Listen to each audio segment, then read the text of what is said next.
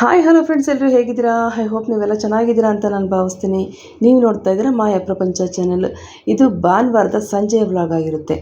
ಭಾನುವಾರ ಸಂಜೆ 6 ಗಂಟೆಗೆ ನೆನೆಸ್ಕೊಂಡೆ ಬೆಳಗ್ಗೆಗೆ ಏನಪ್ಪ ಟಿಫನ್ ಮಾಡೋದು ಅಂತ. ದೋಸೆ ಅಥವಾ ಇಡ್ಲಿ ಮಾಡೋಣ ಅಂತ ಅನ್ನಿಸ್ತು. ದೋಸೆ ಇಡ್ಲಿ ಮಾಡಬೇಕಾದ್ರೆ ಬೆಳಗ್ಗೆನೇ ಅಕ್ಕಿ ನೆನೆಸ್ಬೇಕಲ್ವಾ. 7ರಿಂದ 8 ಗಂಟೆ, ಅಟ್ಲೀಸ್ಟ್ ಒಂದು 5 ಗಂಟೆ ಆದರೂ ಅಕ್ಕಿ ಉದ್ದಿನಬೇಳೆ ನೆನೆಬೇಕು. ಸಂಜೆ 6 ಗಂಟೆಗೆ ನೆನೆಸ್ಕೊಂಡ್ರೆ ಹೆಂಗೆ ದೋಸೆ ಮಾಡೋದು? ಒಂದು ಐಡಿಯಾ ಬಂತು. ಏನಪ್ಪ ಅಂತಂದರೆ, ಅಕ್ಕಿ ಮತ್ತು ಉದ್ದಿನಬೇಳೆಯನ್ನು ಬಿಸಿನೀರಲ್ಲಿ ನೆನೆಸೋದ್ರಿಂದ 7 ಗಂಟೆ ನೆನೆಸಿ ರುಬ್ತೀವಲ್ವ, ಅದೇ ರೀತಿ 1ರಿಂದ 1.5 ಗಂಟೆ ನೆನೆಸಿದ್ರೆ ಸಾಕು, ತುಂಬ ಚೆನ್ನಾಗಿ ಅಕ್ಕಿ ಮತ್ತು ಉದ್ದಿನಬೇಳೆ ನೆನೆಯುತ್ತೆ. ಅಕ್ಕಿ ಮತ್ತು ಉದ್ದಿನಬೇಳೆಯನ್ನು ಬಿಸಿ ನೀರಲ್ಲಿ ಸುಮಾರು 2 ಗಂಟೆಗಳ ಕಾಲ ನೆನೆಸಿದ್ರೆ ನಮಗೆ ದೋಸೆ ಹಿಟ್ಟು ರುಬ್ಬೋದಕ್ಕೆ ರೆಡಿ ಆಗುತ್ತೆ. ಹಾಗಾಗಿ ಅಕ್ಕಿಯನ್ನು ನೀಟಾಗಿ 2 ಸತಿ ವಾಶ್ ಮಾಡಿಕೊಂಡು ಬಿಸಿನೀರಲ್ಲಿ ಈಗ ನೆನೆಸಿಟ್ಟಿದ್ದೀನಿ. ಹಾಗೆ ನೈಟ್ ಊಟಕ್ಕೆ ಮೀನು ಸಾರು ಮಾಡಿದ್ದೆ. ಆ ಮೀನು ಸಾರಿಗೆ ಸುಮಾರು ಸತಿ ನಾನು ಮೀನು ಸಾರು ವಿಡಿಯೋನ ನಿಮ್ಮ ಜೊತೆ ಶೇರ್ ಮಾಡ್ಕೊಂಡಿದ್ದೀನಿ. ಹಂಗಾಗಿ ವಿಡಿಯೋ ಇನ್ನೂ ಮಾಡೋಕ್ಕೋಗಿಲ್ಲ. ಅದ್ರ ಜೊತೆಗೆ ಆಮ್ಲೆಟ್ ಬೇಕು ಅಂತಂದರು.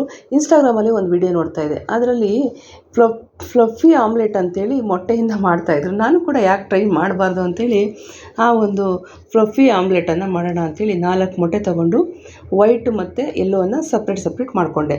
ಈ ವೈಟನ್ನು ಸುಮಾರು 5ರಿಂದ 10 ನಿಮಿಷ ಕೈ ಬಿಡ್ದಂಗೆ ಈ ಥರ ಬೀಟ್ ಮಾಡಿದ್ರೆ ತುಂಬ ಫ್ಲಫಿಯಾಗಿ ಆಮ್ಲೆಟ್ ಬರುತ್ತೆ ಅಂತ ತೋರಿಸಿದ್ರು. ಅದರಲ್ಲಿ ಕೈ ನೋವಿಸ್ಕೊಂಡು ಆ ಎಗ್ ವೈಟನ್ನು ಫುಲ್ಲು 10 ಮಿನಿಟ್ಸ್ ಫುಲ್ಲು ಬೀಟ್ ಮಾಡಿದೆ. ಆಮೇಲೆ ಒಂದು ಬಾಣಲಿ ಇಟ್ಕೊಂಡು, ಬಾಣಲಿ ಬಿಸಿ ಆದಮೇಲೆ ಸ್ವಲ್ಪ ಎಣ್ಣೆ ಹಾಕ್ಕೊಂಡು ಫಸ್ಟಿಗೆ ಆ ಎಲ್ಲೋವನ್ನು ಹಾಕಿ ಅದನ್ನು ಫ್ರೈ ಮಾಡಿ ಈ ರೀತಿ ಆ ಎಲ್ಲೋ 2 ಸೈಡು ಚೆನ್ನಾಗಿ ಫ್ರೈ ಆದಮೇಲೆ ಸಾಲ್ಟ್ ಹಾಕಿ ಬೀಟ್ ಮಾಡ್ಕೊಂಡಿರುವಂಥ ಮೊಟ್ಟೆಯನ್ನು ಅದ್ರ ಮೇಲೆ ಹಾಕಿ ಸಣ್ಣ ಫ್ಲೇಮಲ್ಲಿ ಒಂದು ಪ್ಲೇಟನ್ನು ಮುಚ್ಚಿ ನಾವು ಬಾಯ್ಲ್ ಮಾಡ್ಕೊಳ್ಳೋದ್ರಿಂದ ಫುಲ್ ಫ್ಲಫಿಯಾಗಿ ಆಮ್ಲೆಟ್ ಬರುತ್ತೆ ಅಂತ ಹೇಳಿದ್ರು ಆ ವಿಡಿಯೋದಲ್ಲಿ. ನಾನು ಅವ್ರು ಹೇಳ್ದಂಗೆ ಮಾಡಿದೆ. ಆದರೆ ಫ್ಲಫಿಯಾಗಿ ತುಂಬ ದಪ್ಪವಾಗಿ ಅವ್ರು ತೋರಿಸಿರೋ ಥರ ಆಮ್ಲೆಟ್ ಇಲ್ಲಿ ಬರಲಿಲ್ಲ. ಕೆಲವೊಂದು ಸಲ ಏನಾಗುತ್ತೆ, ಇನ್ಸ್ಟಾಗ್ರಾಮಲ್ಲಾಗಲಿ ಯೂಟ್ಯೂಬಲ್ಲಾಗಲಿ ಕೆಲವೊಂದು ಅಡುಗೆಗಳನ್ನು ನೋಡಿ ಟ್ರೈ ಮಾಡೋಕ್ಕೋದಾಗ ಅಲ್ಲಿ ತೋರಿಸಿರೋ ಥರ ಬರೋದಿಲ್ಲ. ಏನೂ ಮಾಡೋಕ್ಕಾಗಲ್ಲ. ಆದರೆ ಟೇಸ್ಟ್ ಮಾತ್ರ ಚೆನ್ನಾಗೇ ಇತ್ತು. ಅಷ್ಟೊತ್ತಿಗೆ ಮೀನು ಸಾರು ಕೂಡ ಬಿಸಿ ಮಾಡಿಕೊಂಡು ರಾತ್ರಿ ಊಟಕ್ಕೆ ಎಲ್ಲರಿಗೂ ವೈಟ್ ರೈಸ್ಗೆ ಮೀನು ಸಾರು ಜೊತೆಗೆ ಈ ಫ್ಲಫಿ ಆಮ್ಲೆಟ್ಟು ಸ್ವಲ್ಪ ಕ್ಯಾರೆಟ್ ಈರುಳ್ಳಿನೆಲ್ಲ ಹಾಕಿ ಕೊಟ್ಟೆ. ಅಷ್ಟೊತ್ತಿಗೆ 2 ಗಂಟೆ, ಸುಮಾರು 2 ಗಂಟೆ ಆಗಿತ್ತು. ನಾವಿಲ್ಲಿ ಬಿಸಿನೀರಲ್ಲಿ ನೆನೆಸಿಟ್ಟಿರುವಂಥ ಅಕ್ಕಿ ಮತ್ತು ಉದ್ದಿನಬೇಳೆ ಇದನ್ನು ಕೂಡ ನೀಟಾಗಿ ದೋಸೆ ಹಿಟ್ಟಿನ ಅದಕ್ಕೆ ನಾನು ರುಬ್ಬಿ ತೆಗೆದೆ. ನೋಡಿ ಫ್ರೆಂಡ್ಸ್, ಯಾರೆಲ್ಲ ನನ್ನ ವಿಡಿಯೋಗಳನ್ನು ನೋಡ್ತಾ ಇದ್ದೀರಾ, ಪ್ಲೀಸ್ ವಿಡಿಯೋದಲ್ಲಿ ಬರುವಂಥ ಜಾಹೀರಾತುಗಳು, ಆ್ಯಡ್ಗಳನ್ನು ಯಾರು ಕೂಡ ಸ್ಕಿಪ್ ಮಾಡಬೇಡಿ. ಪ್ಲೀಸ್ ವಿಡಿಯೋದಲ್ಲಿ ಬರುವಂಥ ಆ್ಯಡ್ಗಳನ್ನು ಸ್ಕಿಪ್ ಮಾಡದೆ ವಿಡಿಯೋ ನೋಡಿ ಸಪೋರ್ಟ್ ಮಾಡಿ ಅಂತ ನಾನು ಕೇಳ್ಕೊತೀನಿ. ನೋಡಿ, ಬಿಸಿನೀರಲ್ಲಿ 2 ಗಂಟೆ ಅಷ್ಟೇ ನೆನೆಸಿರೋದು. ಎಷ್ಟು ನೀಟಾಗಿ ನುಣ್ಣಗೆ ದೋಸೆ ಹಿಟ್ಟು ನಮಗಿಲ್ಲಿ ರೆಡಿಯಾಗಿದೆ.